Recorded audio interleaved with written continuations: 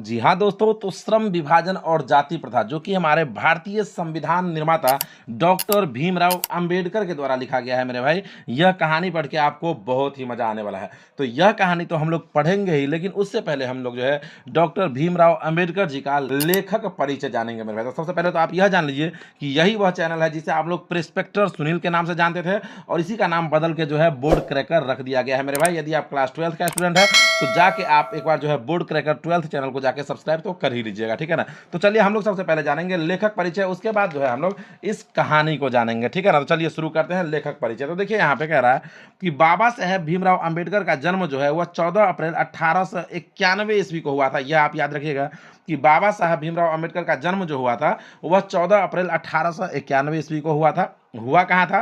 तो यह जो है मध्य प्रदेश के महू जिला में, ठीक है ना, याद रखिएगा कि मध्य प्रदेश के महू जिला में। जैसे हम लोग बिहार में रहते हैं ना, तो बिहार में कोई मधुबनी जिला से है, कोई दरभंगा जिला से है, तो यह जो है मध्य प्रदेश के महू जिला में हुआ था। एक दलित परिवार में इनका जन्म हुआ था, ठीक है ना। याद रखिएगा कब हुआ, कहाँ हुआ था? तो मध्य प्रदेश के महू में, ठीक है ना, और एक दलित परिवार में इनका जन्म हुआ था। आगे कह रहा है कि मानव मुक्ति के पुरोधा बाबा साहेब अपने समय के सबसे सुपठितों जनों में से एक थे। कह रहा है कि मानव मुक्ति पुरोधा बाबा साहब अपने समय के सबसे सुपठित जनों में, सबसे सुपठित यानी कि बहुत पढ़े लिखों में से एक थे। आगे कह रहा है कि प्राथमिक शिक्षा के बाद बड़ौदा नरेश के प्रोत्साहन पर उच्चतर शिक्षा के लिए न्यूयॉर्क गए, फिर उसके बाद वहां से कहाँ चले गए? लंदन चले गए। तो आप याद रखिएगा कि प्राथमिक शिक्षा प्राप्त करने के बाद, ठीक है ना, प्राथमिक शिक्षा प्राप्त करने के बाद उच्चतर शिक्षा के लिए जो है वह सबसे पहले न्यूयॉर्क यानी कि अमेरिका गए थे, और उसके बाद वहां से वह लंदन चले गए थे, यानी कि आप इंग्लैंड भी कह सकते हैं, ऑप्शन में आप देखिएगा। तो ठीक है, आगे कह रहा है देखिए यहाँ पे कि उन्होंने संस्कृत का धार्मिक, पौराणिक और पूरा वैदिक वाडम्य अनुवाद के जरिए पढ़ा और ऐतिहासिक सामाजिक क्षेत्र में अनेक मौलिक स्थापनाएं प्रस्तुत की। आगे कह रहा है कि सब मिलाकर वे इतिहास, मीमांसक, विधिवेत्ता, अर्थशास्त्री, समाजशास्त्री, शिक्षाविद तथा धर्म दर्शन के व्याख्यात बनकर उभरे। आगे देखिए कह रहा है कि स्वदेश में कुछ समय उन्होंने वकालत भी की। कह रहा है कि स्वदेश में कुछ समय उन्होंने जो है वकालत भी की। आगे कह रहा है कि समाज और राजनीति में बेहद सक्रिय भूमिका निभाते हुए उन्होंने अछूतो, ठीक है ना, कह रहा है कि समाज और राजनीति में बेहद सक्रिय भूमिका निभाते हुए उन्होंने जो है अछूत स्त्रियों और मजदूरों को मानवीय अधिकार व सम्मान दिलाने के लिए अथक संघर्ष किया। कह रहा है कि समाज में ना अछूत स्त्री जो होता था, छुआछूत देखते थे पहले कितना ज़्यादा चलता था, तो कह रहा है कि अछूत स्त्री जो होता है उनको, या मजदूर जो थे उन्हें भी मानवीय अधिकार व सम्मान दिलाने के लिए वह हमेशा संघर्ष करते रहे। आगे कह रहा है कि उनके चिंतन व रचनात्मक के मुख्य 3 प्रेरक व्यक्ति रहे। कह रहा है कि उनके चिंतक व रचनात्मक के जो है मुख्य 3 प्रेरक व्यक्ति रहे। यहाँ से आपका ऑब्जेक्टिव आता है, तो यह आप याद रखिएगा। 3 प्रेरक व्यक्ति कौन कौन थे? तो वह व्यक्ति थे बुद्ध, कबीर और ज्योतिबा। आप क्या याद रखेंगे कि डॉक्टर बाबा साहेब भीमराव अंबेडकर के जो है मुख्य 3 प्रेरक व्यक्ति जो रहे वह कौन कौन थे? तो बुद्ध, कबीर और ज्योतिबा। यह याद रखेगा, ज्योतिबा फूले, ठीक है ना। आगे देखिए कह रहा कि भारत के संविधान निर्माण में उनकी महती भूमिका और एक निष्ठ समर्पण के कारण ही हम आज उन्हें भारतीय संविधान का निर्माता कहकर श्रद्धांजलि अर्पित करते हैं। कह रहा है कि भारतीय संविधान के निर्माण में उनकी जो महत्वपूर्ण भूमिका थी और एक निष्ठ समर्पण के कारण ही आज हम लोग बाबा साहेब भीमराव अंबेडकर को जो है ना संविधान निर्माता कहकर श्रद्धांजलि, हम भी जो इस कहानी का शुरुआत किया था, आपको क्या बोला कि संविधान निर्माता, भारतीय संविधान निर्माता, डायरेक्टर ऑफ इंडियन कॉन्स्टिट्यूशन, है ना, भारतीय संविधान निर्माता बाबा साहब भीमराव अंबेडकर, ऐसे ही ना संबोधित किया। हाँ, तो वही बात है। आगे कह रहा है कि दिसंबर 1906 ईस्वी में दिल्ली में बाबा साहेब का निधन हो गया।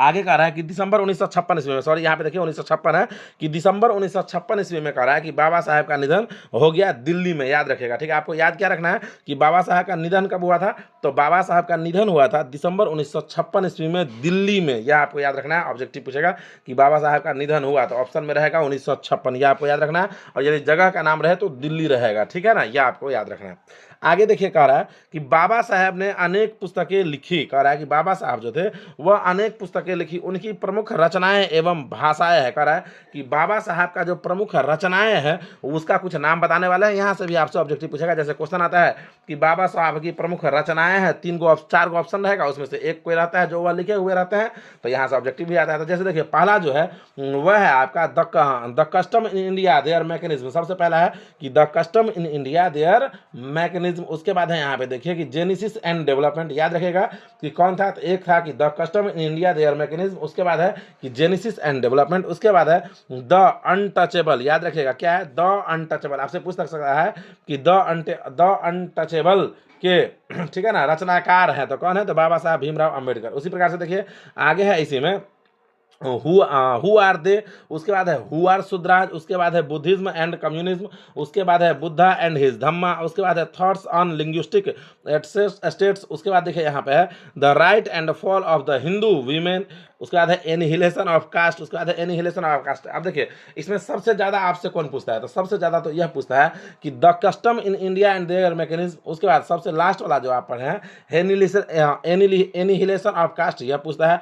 उसके बाद एक है who are they, who are सुद्राज, यह सब ज़्यादा पूछता है, ठीक है ना, यह सब आपसे ज़्यादा पूछेगा कि इसके रचनाकार कौन है, तो बाबा साहब भीमराव अम्बेडकर है। यहाँ से इस प्रकार से ऑब्जेक्टिव आता है, तो यह आप याद रखिएगा। इत्यादि और भी बहुत सारा है, लेकिन कुछ आपको हम नाम बता दिए हैं यहाँ पे, ठीक है। आगे देखिए कह रहा है कि हिंदी में उनका संपूर्ण वाडम्य भारत सरकार के कल्याण मंत्रालय से बाबा साहब अम्बेडकर संपूर्ण वाडम्य नाम से 21 खंडों में प्रकाशित हो चुका है। आगे देखिए कह रहा है कि यहाँ प्रस्तुत पाठ बाबा साहब के विख्यात भाषण, कह रहा है कि यहाँ जितना भी हम लोग पढ़ने वाले हैं ना, श्रम विभाजन और जाति प्रथा, हाँ उसी के बारे में कह रहा है कि यहाँ प्रस्तुत पाठ जो है बाबा साहब के विख्यात भाषण एनिहिलेशन ऑफ कास्ट के, ठीक है ना, ललई सिंह यादव द्वारा किए गए हिंदी रूपांतरण जाति भेद का उच्छेद से, ठीक है ना, किंचित संपादन के साथ लिया गया है। आपसे पूछेगा कि श्रम विभाजन और जाति प्रथा जो है यह बाबा साहब के किस भाषण से लिया गया है, तो आप याद रखिएगा कि एनिहिलेशन ऑफ कास्ट से लिया गया है। यह भी आपसे ऑब्जेक्टिव पूछता है कि श्रम विभाजन और जाति प्रथा जो है यह बाबा साहब के किस भाषण से लिया गया है, तो एनिहिलेशन ऑफ कास्ट से लिया गया है, याद रखिएगा। आया कह रहा है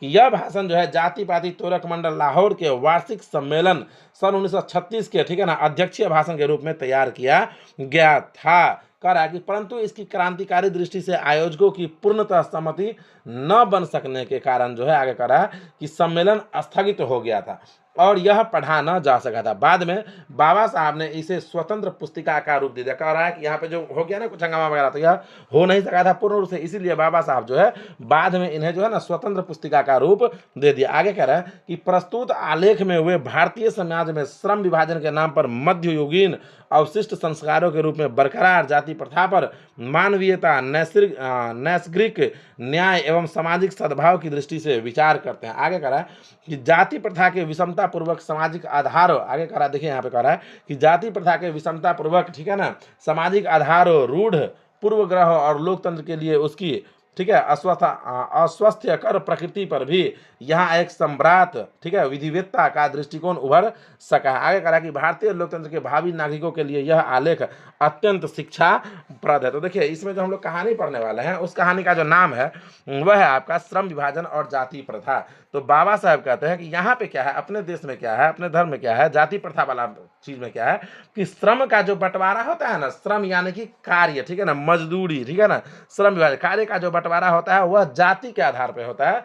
तो बाबा साहब भीमराव अम्बेडकर कहते हैं कि श्रम का विभाजन जो है वह जाति के आधार पर नहीं होना चाहिए, बल्कि किस बच्चे में कितना कौशल है, कौन बच्चा क्या करना चाहता है, उसके हिसाब से कार्य का बंटवारा होना चाहिए। जबकि अपने यहाँ क्या होता है कि अभी भी आप देखते होंगे कि जितना भी लोहार का बच्चा रहता है तो वह पलंग कुर्सी ही बनाता है, भले उसका उसमें इंटरेस्ट हो या ना हो। कोई हलवाई का बच्चा है तो वह मिठाई का ही दुकान खोलेगा, भले उसका उसमें इंटरेस्ट हो या न हो। तो बाबा साहब जो थे वह इन सब के खिलाफ थे, वह कहते थे कि बच्चों को जिस चीज़ में इंटरेस्ट है वह काम करना चाहिए। तो यह कहानी को तो हम पूर्ण रूप से पढ़ेंगे ही, लेकिन अभी जो हम लोग पढ़े हैं वह पढ़े हैं लेखक परिचय। तो आपको इसमें मूल बातें क्या क्या याद रखनी है। बाबा साहब भीमराव अम्बेडकर का जो जन्म हुआ था वह हुआ था 14 अप्रैल 1891 ईस्वी को। इसके अलावा जो आपको याद रखना है वह याद रखना है जन्म स्थान। जन्म स्थान तो बाबा साहब भीमराव अम्बेडकर का जो जन्म हुआ था वह मध्य प्रदेश के महू में हुआ था। इसके अलावा आप उनके माता का नाम याद रख सकते हैं। तो उनके माता का जो नाम है वह है भीमाबाई, याद रखिएगा कि भीमाबाई मुरबादकर, ठीक है ना। फिर उसके पिता का जो आप नाम याद रखेंगे तो उनके पिता का जो नाम है वह है यहाँ पे कि रामजी मलोजी सकपाल, याद रखिएगा कि उनके पिता का नाम है रामजी मलोजी सकपाल। उसके बाद जो है भीमराव अम्बेडकर साहब जो थे उनकी दो पत्नियां थी, ठीक है ना, एक का देहांत हो गया था। उसके बाद उन्होंने जो है दूसरी शादी की थी। तो पहली वाली जो पत्नी थी उनका जो नाम था वह था यहाँ पे रमाबाई अंबेडकर, और दूसरी वाली जो पत्नी थी उनका जो नाम था वह था यहाँ पे डॉक्टर सविता अंबेडकर, ठीक है ना, याद रखेगा। और जो आखिरी बात आपको याद रखना है वह याद रखना है कि डॉक्टर बाबा साहब भीमराव अंबेडकर का जो निधन हुआ था वह 6 दिसंबर 1956 ईस्वी को दिल्ली में हुआ था। इन सब बातों के साथ लेखक परिचय जो है वह समाप्त होता है, और इसके बाद जो वीडियो आने वाला है यह इसका संपूर्ण कहानी आने वाला है। जानते हैं आपको जो है ना पढ़ने में अच्छा नहीं लगता है तो आप आराम से मोबाइल में देखिए ना और सुनिए और सुन के याद कीजिए। तो उसके लिए करना क्या होगा आपको, तो उसके लिए करना बस यह है कि वीडियो को लाइक करके चैनल को सब्सक्राइब कर लेना है।